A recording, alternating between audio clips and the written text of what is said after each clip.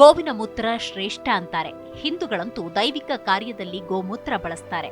ಆಯುರ್ವೇದದಲ್ಲಿ ಗೋಮೂತ್ರದ ಬಳಕೆ ಇದೆ. ಇದೀಗ ಆಧುನಿಕ ಯುಗದಲ್ಲಿ ವೈದ್ಯಕೀಯ ಕ್ಷೇತ್ರದಲ್ಲಿ ಔಷಧಗಳಿಗೂ ಗೋಮೂತ್ರ ಬಳಕೆಯಾಗುತ್ತೆ. ಆದರೆ ಮಾನವ ಮೂತ್ರ ಯಾವುದಕ್ಕೂ ಪ್ರಯೋಜನ ಇಲ್ಲ ಅಂತ ಹೇಳಲಾಗ್ತಾ ಇತ್ತು. ಕೆಲವು ದೇಶಗಳಲ್ಲಿ ಹಿಂದೆ ಸ್ವಮೂತ್ರಪಾನ ಪದ್ಧತಿ ಇತ್ತು ಅನ್ನೋದರ ಬಗ್ಗೆ ನೀವೆಲ್ಲಾದರೂ ಓದಿರಬಹುದು. ಆದರೆ ಇದೀಗ ಮಾನವ ಮೂತ್ರವನ್ನ ಕೃಷಿಗಾಗಿ ಬಳಸಲಾಗುತ್ತೆ ಅನ್ನೋ ವಿಚಾರ ಬೆಳಕಿಗೆ ಬಂದಿದೆ. ಪ್ರಾಚೀನ ಚೀನಾ ಮತ್ತು ರೋಮ್ನಲ್ಲಿ ಕೃಷಿಯಲ್ಲಿ ಮೂತ್ರವನ್ನ ಬಳಸಲಾಗ್ತಿತ್ತು ಎಂದು ದಾಖಲೆಗಳು ಸೂಚಿಸುತ್ತೆ.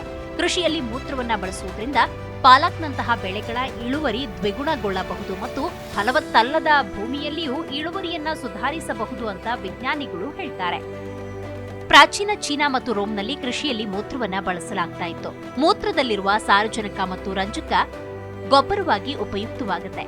ಅನೇಕ ಸಾಂಪ್ರದಾಯಿಕ ಬೆಳೆಗಳಲ್ಲಿ ಬಳಸುವ ಸಂಶ್ಲೇಷಿತ ಗೊಬ್ಬರಗಳಲ್ಲಿ ಇದೇ ರೀತಿಯ ಪೋಷಕಾಂಶಗಳನ್ನ ಬಳಸಲಾಗುತ್ತೆ.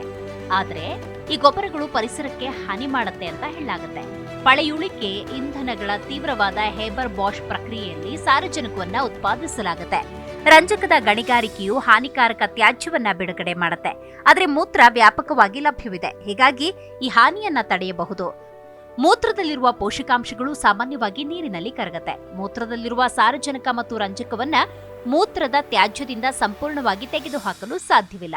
ಈ ಪೋಷಕಾಂಶಗಳು ನದಿಗಳು ಮತ್ತು ಕೊಳಗಳಿಗೆ ಹರಿಯುವಾಗ ಅವುಗಳನ್ನ ಪಾಚಿಗಳು ತಿಂತವೆ. ಸಾರಜನಕ ಬೆಳೆಗಳು ಹುರುಪಿನಿಂದ ಬೆಳೆಯಲು ಸಹಾಯ ಮಾಡುತ್ತೆ. ಅದು ನೀರಿನಲ್ಲಿದ್ರೆ ಅಲ್ಲಿ ಪಾಚಿ ಬೆಳೆಯುತ್ತೆ. ಅದು ನೆಲದ ಮೇಲಿದ್ರೆ ಅಲ್ಲಿ ಬೆಳೆಗಳು ಬೆಳೆಯುತ್ತೆ. ರೈತರು ಇದನ್ನ ಬೆಳೆಗಳನ್ನ ಬೆಳೆಯಲು ಬಳಸಬೇಕು ಅಂತ ತಜ್ಞರು ಅಭಿಪ್ರಾಯ ವ್ಯಕ್ತಪಡಿಸಿದ್ದಾರೆ. ಪ್ಯಾರಿಸ್ನಲ್ಲಿರುವ ಸಿ ನದಿಯನ್ನ ರಕ್ಷಿಸಲು ಸ್ವಯಂ ಸೇವಕರು ಮೂತ್ರ ಸಂಗ್ರಹಿಸ್ತಾ ಇದ್ರು. ಗಾಟ್ಲ್ಯಾಂಡ್ ದ್ವೀಪದ ಸುತ್ತಲೂ ಬೆಳೆಯುವ ಪಾಚಿ ಹೂಗಳಿಂದ ಉಂಟಾಗುವ ಅಪಾಯವನ್ನ ಸ್ವೀಡಿಷ್ ಉದ್ಯಮಿಗಳು ಗುರುತಿಸಿದ್ದಾರೆ. ಇದರೊಂದಿಗೆ ಅವರು ಮೂತ್ರವನ್ನ ಸಂಗ್ರಹಿಸಿ ಗೊಬ್ಬರವಾಗಿ ಪರಿವರ್ತಿಸಲು ಮುಂದೆ ಬರ್ತಿದ್ದಾರೆ. ದಕ್ಷಿಣ ಆಫ್ರಿಕಾ, ನೇಪಾಳ, ನೈಜರ್ ಗಣರಾಜ್ಯದಲ್ಲಿಯೂ ಈ ರೀತಿಯ ಯೋಜನೆಗಳು ನಡೀತಿವೆ. ಬೆಳೆಗಳಿಗೆ ಗೊಬ್ಬರವಾಗಿ ಬಳಸುವ ಮೂತ್ರದ ಬೇಡಿಕೆ ಪೂರೈಕೆಯನ್ನ ಮೀರಿದೆ ಮತ್ತು ಸಂಗ್ರಹಣೆ ಸ್ವಲ್ಪ ಕಷ್ಟಕರವಾಗಿದೆ ಅಂತ ತಜ್ಞರು ಹೇಳ್ತಿದ್ದಾರೆ. ಇನ್ನು ಕೆಲವರು ಮೂತ್ರದಲ್ಲಿರುವ ಔಷಧೀಯ ಅಂಶಗಳ ಬಗ್ಗೆ ಈಗೀಗ ಮಾತಾಡ್ತಿದ್ದಾರೆ. ಮೂತ್ರ ಗೊಬ್ಬರದಿಂದ ಬೆಳೆದ ತರಕಾರಿಯಲ್ಲಿ ಕೆಫಿನ್ ಮತ್ತು ನೋವು ನಿವಾರಕ ಅಸಿಟೋಮಿನೋಫೆನ್ ಪ್ರಮಾಣವನ್ನ ನಿರ್ಧರಿಸಲು ಸಂಶೋಧನೆಗಳು ನಡೀತಾ ಇದೆ. ಈ ತನಿಖೆಗಳ ಅಂತಿಮ ಫಲಿತಾಂಶಗಳು ಇನ್ನೂ ಬರಬೇಕಿದೆ. ಆದಾಗ್ಯೂ ಮೂತ್ರದೊಂದಿಗೆ ಫಲವತ್ತಾದ ತರಕಾರಿಗಳಲ್ಲಿ ಔಷಧಗಳ ಪ್ರಮಾಣ ತುಂಬಾ ಕಡಿಮೆಯಾಗಿದೆ ಎಂದು ಪ್ರಾಥಮಿಕ ತನಿಖೆಗಳು ಬಹಿರಂಗಪಡಿಸಿವೆ. ಮಾನವನ ಮೂತ್ರವನ್ನ ಕೃಷಿಗಾಗಿ ಬಳಸುವ ಪದ್ಧತಿ ಚೀನಾ ಸೇರಿದಂತೆ ಕೆಲವು ದೇಶಗಳಲ್ಲಿ ಶತಮಾನಗಳಿಂದಲೂ ಅಸ್ತಿತ್ವದಲ್ಲಿದೆ. ಇದನ್ನು ಸಾಮಾನ್ಯವಾಗಿ ನೈಟ್ ಸಾಯಿಲ್ ಅಥವಾ ಹ್ಯೂಮನ್ ನ್ಯೂರ್ ಅಂತ ಕರೆಯಲಾಗುತ್ತೆ. ಈ ಪದ್ಧತಿಯು ಪರಿಸರ ಸಂರಕ್ಷಣೆ, ಸಂಪನ್ಮೂಲಗಳ ಮರುಬಳಕೆ, ಸಾವಯವ ಕೃಷಿಯ ದೃಷ್ಟಿಯಿಂದ ಮಹತ್ವ ಹೊಂದಿದೆ. ಚೀನಾದಲ್ಲಿ ಈ ಆಚರಣೆ ಇತಿಹಾಸದಲ್ಲಿ ಆಳವಾಗಿ ಬೇರೂರಿದೆ. ಮಾನವನ ಮೂತ್ರ ಸಾರಜನಕ, ಫಾಸ್ಫರಸ್, ಪೊಟ್ಯಾಷಿಯಂನಂತಹ ಪೋಷಕಾಂಶಗಳ ಉತ್ತಮ ಮೂಲವಾಗಿದೆ. ಇವು ಸಸ್ಯಗಳ ಬೆಳವಣಿಗೆಗೆ ಅತ್ಯಗತ್ಯ. ಸರಾಸರಿಯಾಗಿ ಒಬ್ಬ ವ್ಯಕ್ತಿಯು ವರ್ಷಕ್ಕೆ ಸುಮಾರು 500 ಲೀಟರ್ ಮೂತ್ರವನ್ನು ಉತ್ಪಾದಿಸುತ್ತಾನೆ ಮತ್ತು ಇದರಲ್ಲಿ ಸುಮಾರು 4 ಕಿಲೋಗ್ರಾಂ ಸಾರಜನಕ, 0.4 ಕಿಲೋಗ್ರಾಂ ಫಾಸ್ಫರಸ್, 1 ಕಿಲೋಗ್ರಾಂ ಪೊಟ್ಯಾಷಿಯಂ ಇರುತ್ತೆ. ಇದು ರಾಸಾಯನಿಕ ಗೊಬ್ಬರಗಳಿಗೆ ಪರ್ಯಾಯವಾಗಿ ಕಾರ್ಯನಿರ್ವಹಿಸುತ್ತೆ. ಇನ್ನು ರಾಸಾಯನಿಕ ಗೊಬ್ಬರಗಳಿಗೆ ಬದಲಾಗಿ ಮಾನವನ ಮೂತ್ರವನ್ನ ಬಳಸುವುದರಿಂದ ಮಣ್ಣಿನ ಮತ್ತು ನೀರಿನ ಮಾಲಿನ್ಯ ಕಡಿಮೆಯಾಗುತ್ತೆ. ರೈತರು ದುಬಾರಿ ಗೊಬ್ಬರಗಳನ್ನ ಖರೀದಿಸುವ ಅಗತ್ಯ ಇಲ್ಲದೆ ಸ್ಥಳೀಯವಾಗಿ ಲಭ್ಯವಿರುವ ಸಂಪನ್ಮೂಲವನ್ನ ಬಳಸಬಹುದು.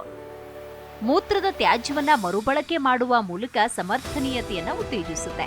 ಇನ್ನು ಮಾನವನ ಮೂತ್ರದಲ್ಲಿ ರೋಗಕಾರಕಗಳು ಇದ್ದರೆ ಅವು ಬೆಳೆಗಳ ಮೂಲಕ ಮಾನವರಿಗೆ ಹರಡಬಹುದು. ಆದ್ದರಿಂದ ಸೂಕ್ತ ಸಂರಕ್ಷಣೆ ಅಗತ್ಯ, ಸಂಸ್ಕರಣೆ ಅತ್ಯಗತ್ಯ.